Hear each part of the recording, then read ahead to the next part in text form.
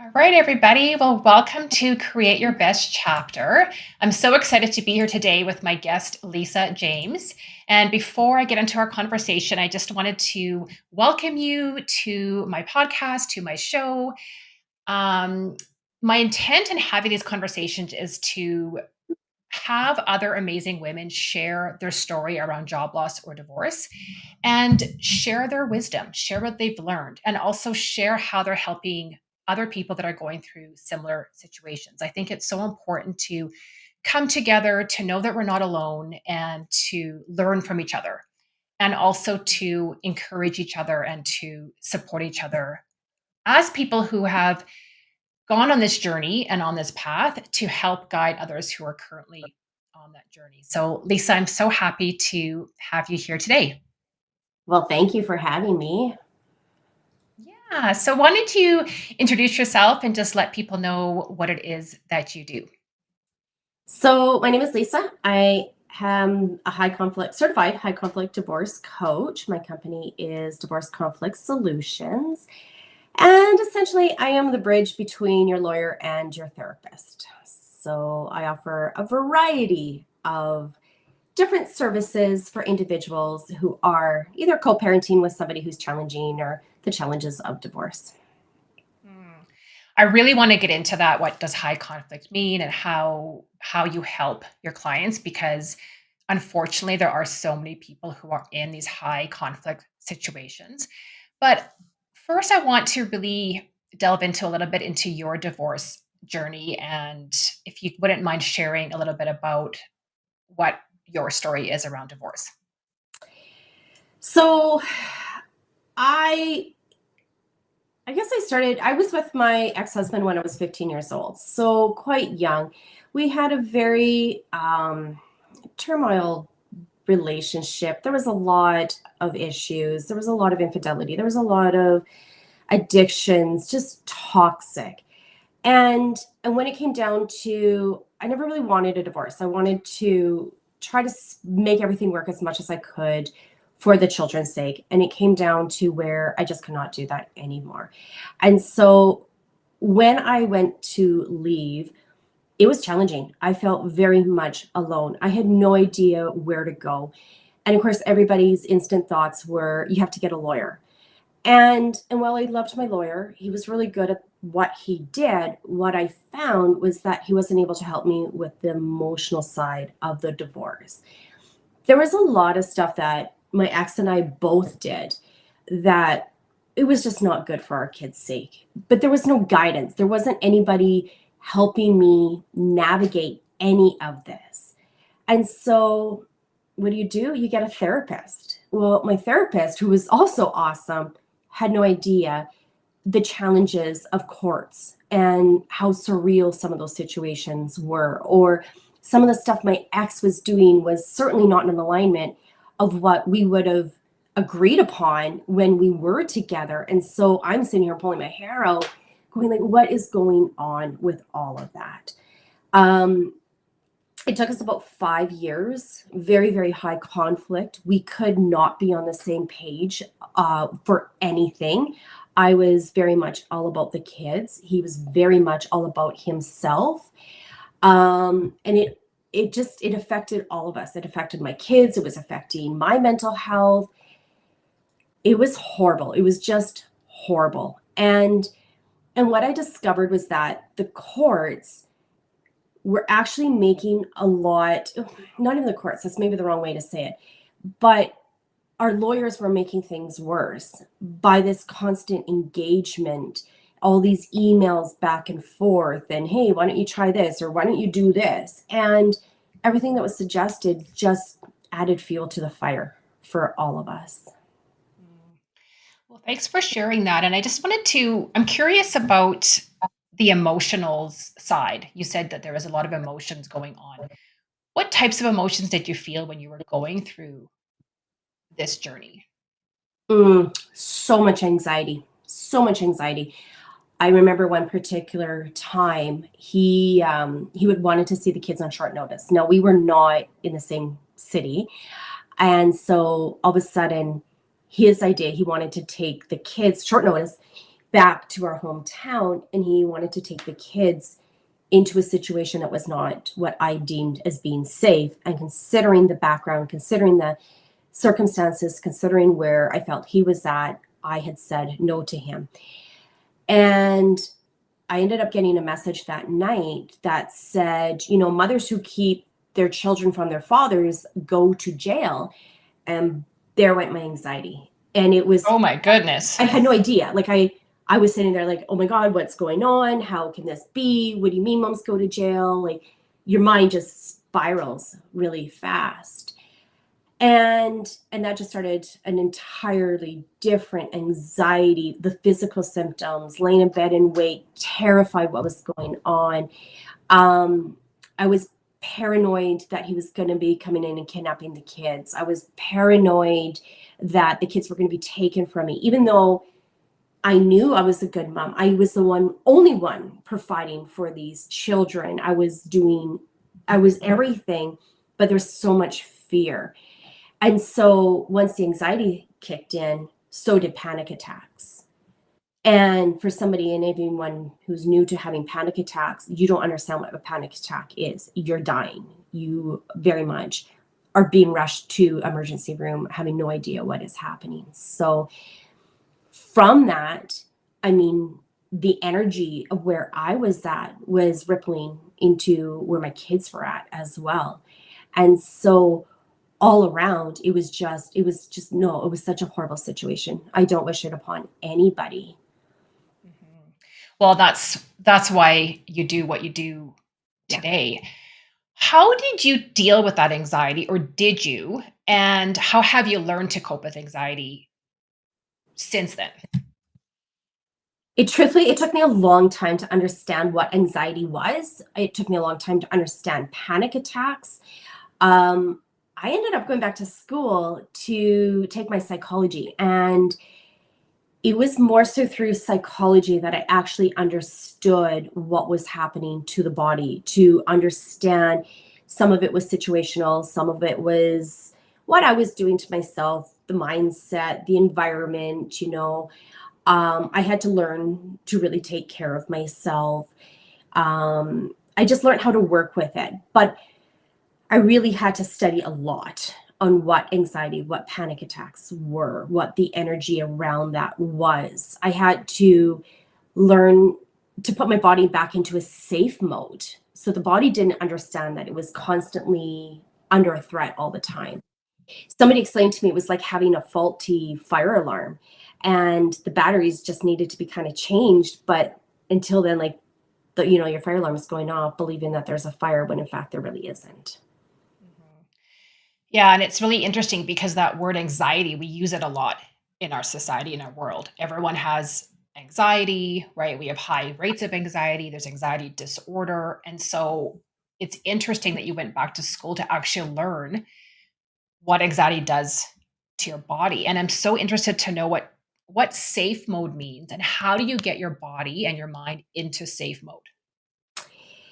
That was hard. That was really, really hard. I would get text messages from my ex, and my body believed somebody was holding a gun to my head. It was responding in the same way, where it was just like the heart is racing through the roof. You feel like you're having a heart attack. You're all of a sudden kind of in that fetal position. And so I had to, and it took a lot of time, but just even the self talk of you don't have a gun to your head. These are just words. You know you're doing a good job. I had to really look at a lot of facts and look at the strong reality of where I was at, and kept telling myself like, no, it's okay. You're not doing anything wrong. I got into what I am in doing now because I'm pretty certain that had I had somebody say to me, Lisa, he can't do this to you anymore, or that's absolutely false. There's never been a mother that's gone to jail because they're keeping their children safe. Any of those kind of self talks, I probably wouldn't have been where I was at. But on top of that, I mean, I was going to school full time. I was caring for kids full time. I was also working full time. Like I had a lot on my plate. So I had to step back, learn how to take care of myself, eat better. Certain foods were triggering. I had to make sure I was exercising more, drinking more water, grounding, meditation, stuff like that. It's so true that it has to start with us, doesn't it? And I say that a lot with my clients, and I do a lot of work with my clients, as I know you do, with regulating ourselves, regulating our nervous system, and starting to energize ourselves and look after ourselves. Because as women, especially, we're so conditioned to be looking after others. And I think that's a beautiful characteristic that we have as women, that we're nurturing, we're caring, we're empathetic. But as we just give and give and give, we're depleting ourselves. And for some reason, we think that looking after ourselves is selfish, where in reality, it's actually selfless, because the more that we can get energized and be in a good state, sleep well, right? Have the energy and feel good, feel strong, Yeah. that's when we can start really looking after our kids and our friends, our family, our team members, right? So, I love that you mentioned this, because that is so, so critical. And especially when you're going through something like you were going through, where you're in this anxiety, in this unsafe situation, at least in your mind, Yeah. right? Um, that takes so much energy out of you and just depletes you and almost burns you out, doesn't it? Oh, it totally does. And I think there's a reason why, when you're on an airplane, why they say you've got to put your own oxygen mask on first before you can put it on to the next.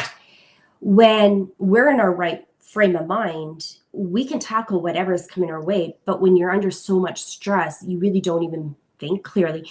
But there's also that energy that when you're an anxious person, it's contagious. And so it's just rippling all around everybody else. So as I'm living in fear, so were the kids, so were my friends, so were my family members.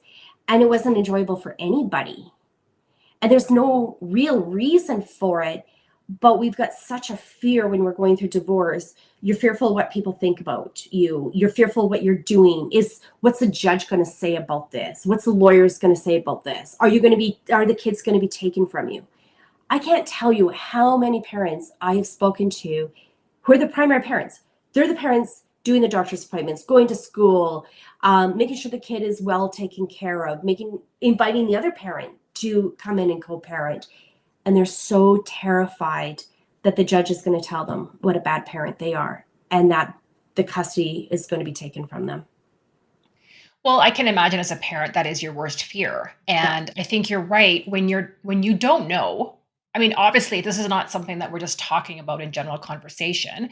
And nobody goes into marriage thinking, well, this is going to fall apart, so I better know all this information up front, right? All of a sudden, you find yourself in this situation that quickly spirals into a high conflict situation. And that's when your fear levels rise, your anxiety levels rise. Like, of course, you're not thinking clearly.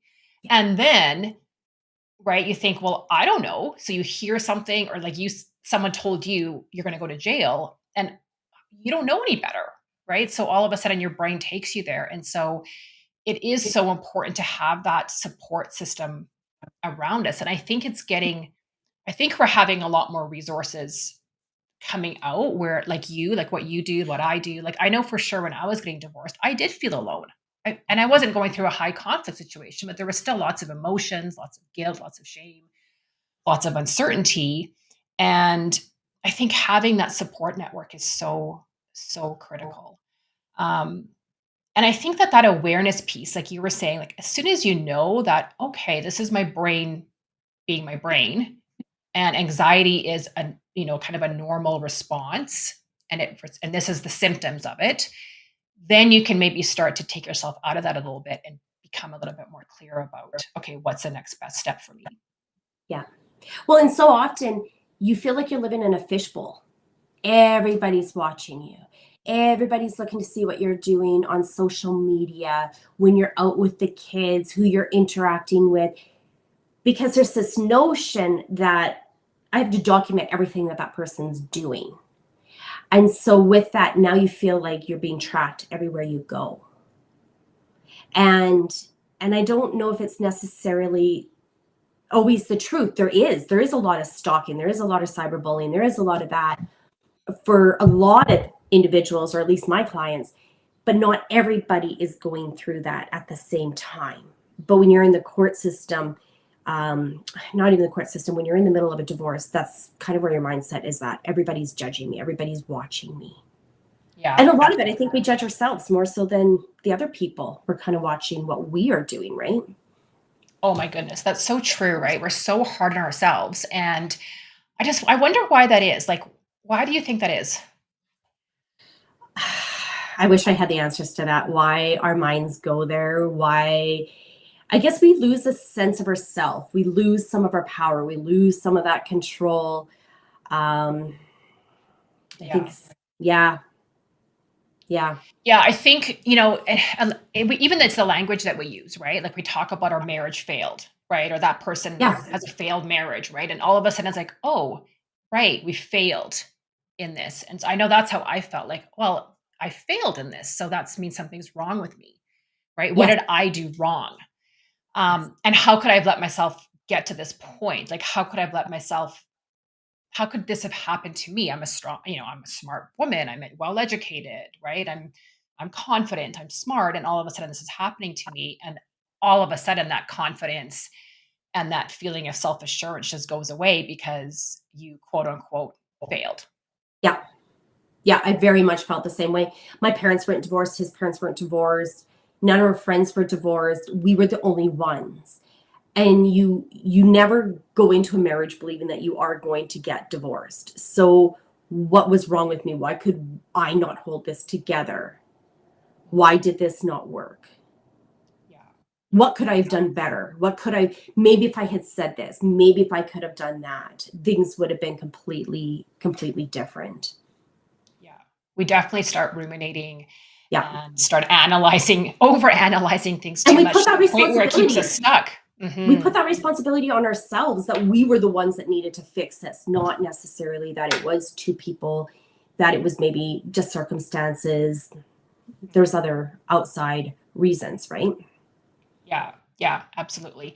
And this just reminds me too, to just to let my listeners know that I am hosting a free masterclass coming up, around getting confident after divorce. So, feel free to check out my website, practicalwisdomcoaching.ca, for those upcoming dates, because I think that's one of the most important things as to how do you get yourself out of that stuck feeling? How do you get yourself feeling confident again so that you can move forward? And that's even what you're saying, when you don't feel confident, when you don't know what you don't know, and you're getting all these different messages, and you think, am I doing the right thing? That really is the most important thing, is to have that information, like feeling confident that what you're doing is the best thing for you. And I think that's so beautiful that you offer that to your clients, is giving them that assurance that this is these are the facts, right? And this is how you can take the next steps to get out of where you are right now. Yeah. And being strategic. That's a large part of what I needed at the time. Was I needed somebody to, one, help me move through what I was going through. I needed someone to help me protect the children from some of the stuff that they were going through. I need to protect my assets. What There is some heavy conflict around all of that. I needed somebody to be strategic with keeping my legal fees down, keeping my relationships intact, and not just with the children. Like, there was so much. So that is why I got into doing what I'm now doing, is helping people move forward in a precise way. Mm. Mhm. Mhm. Do you mostly help people that have children? Like, do you see that that's where the most high conflict is? It's around children, or can you have a high conflict situation without kids? Most of my clients are with children, but not always. I do know I've worked with quite a few individuals who the kids are about to leave the house. We're trying to be careful. Often these individuals have been walking on eggshells for a long time. And so they're just terrified to break the news of, okay, little Joanne here is moving off to school, to university. Um, I'm done with this relationship. Like, I'm ready for a shift. People don't know how to have those conversations. And by that point, there's a lot of wealth that has been generated. So often you will see one person has worked harder than the other person. One person, there's a lot of mixed emotions with all of that. So how can they keep their legal costs down but also make headway through the situation and do it as pain-free as possible? So I do have the odd ones. Yeah. So it sounds like money is also a source of high conflict, which I can totally understand. Yeah, power control, right? Often when there's power and there's control, there's money associated to it. Do you think there's something that people need to do proactively before they get married, or even once they're married, or is it something that people can be a bit more proactive on to protect themselves? It's funny. I've had this conversation just the other day that if I could give anybody advice when they're getting married, start a slush fund for your legal fees. And if you Oh my never gosh. need it, then at least you've got some savings, right? Like everybody's like, oh, we need to get life insurance. What happens about this? What happens about that? But I don't think people realize your legal bills can be bloody expensive. So plan for that. And hey, if you never use it, awesome, right? It's no different than insurance. We have insurance and we hope that we never have to use it. But yeah, so that's sort of our running joke in our household. Like plan for your legal fees.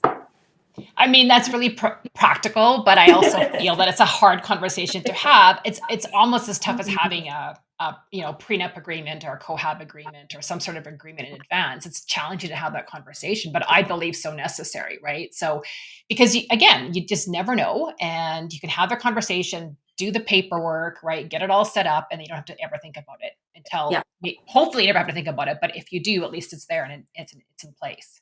yeah, yeah. My other advice is, and I think we see this a lot more than we did many years ago, is get an education, be able to stand on your own 2 feet. Often, more so than not, women are the ones that are staying at home with the kids because it's so expensive to send them off to daycare, and you end up really essentially losing money, right? And so women especially are really disadvantaged being at home. And then by the time a divorce comes into play, they have no money, they have no resources, they have no job. How are they supposed to do all of that? So I know with our kids, I'm pushing each of them, like, be able to find a career that is going to give you the ability for everything. Are you going to be able to be a stay-at-home mom or a single mom and work? Are you going to be able to stand on your own 2 feet if something happens? Just to be have that own their own power. Yeah, that's an important conversation to have and an important consideration. I think that, if you choose to stay at home, whether you're the mom or the dad, I think that's amazing. But, right, how do you have your own credit history, or how do you have your own bank account, or how do you have your own financial wherewithal where if something were to happen, or at the very least knowing that you have access to funds? Because I've also heard stories where something happens and women don't even know where the investments are. They don't know where the Yeah, money is even held, and all of a sudden they're at an even greater disadvantage for someone to take advantage of them, right? yeah, yeah, absolutely. What about advice around, let's getting back to this anxiety and getting help, getting support. Like what's your advice to people around that? Like how do people even know to look for someone like you? That's hard because we're in a new field, right? There isn't a lot of divorce coaches out there. So trying to find the person is kind of challenging. Um, I mean, if you can find one, I say book an appointment as soon as you can. Yeah.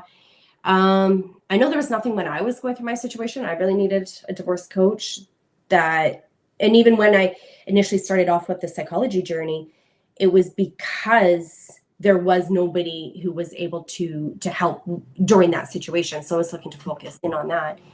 I would say it's only been in the last couple of years that there are more coaches maybe available.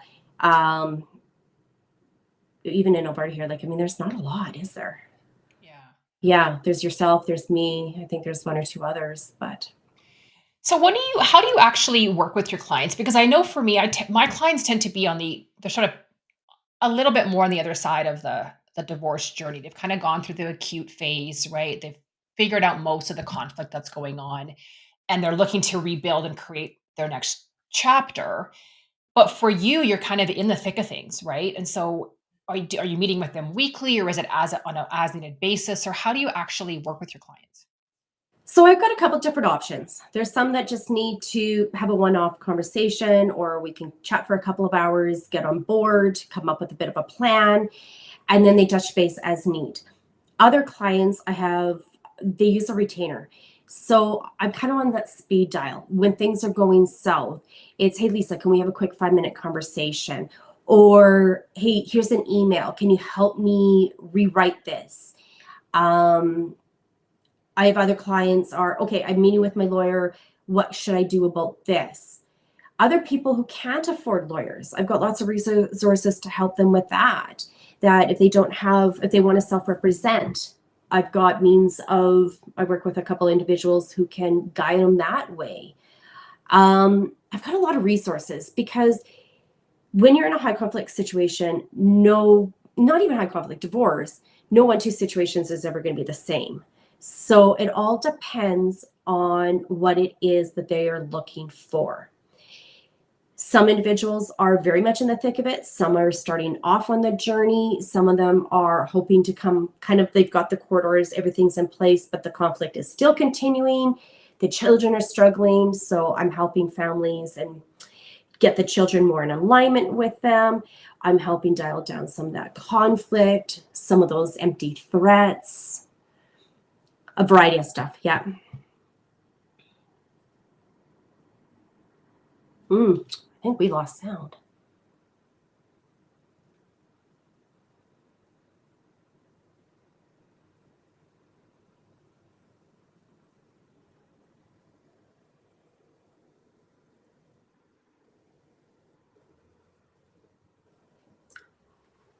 I've lost your sound.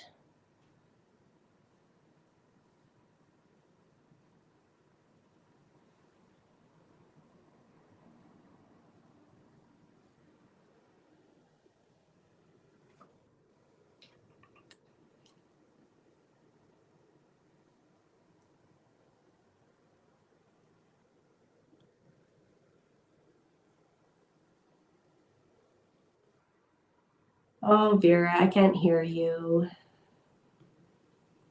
This is super.